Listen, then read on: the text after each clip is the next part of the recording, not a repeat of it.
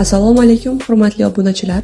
Xabaringiz bor, 6 avgustdan 11 avgustgacha Hayat Medical klinikamizga Rossiya Federatsiyasidan tashrif buyurgan tibbiyot fanlari doktori, neyroxirurg Vyacheslav Vladimirovich Stupak tashrif buyurdi.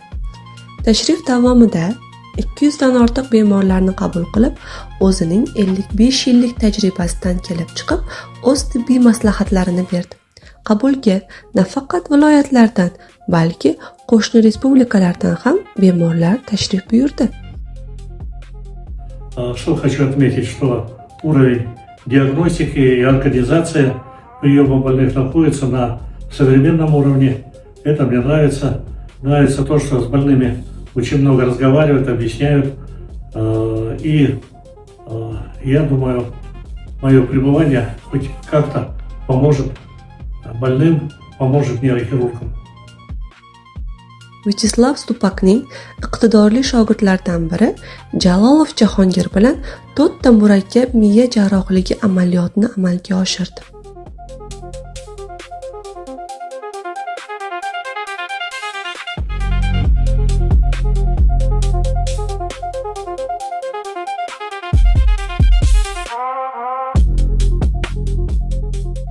Professorning ta'kidlashicha, Jahongir Jalolov yetuk mutaxassisligi va noyob iqtidor sohibidir.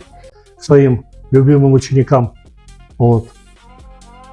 Приехал, как всегда, поработать, проконсультировать, помочь.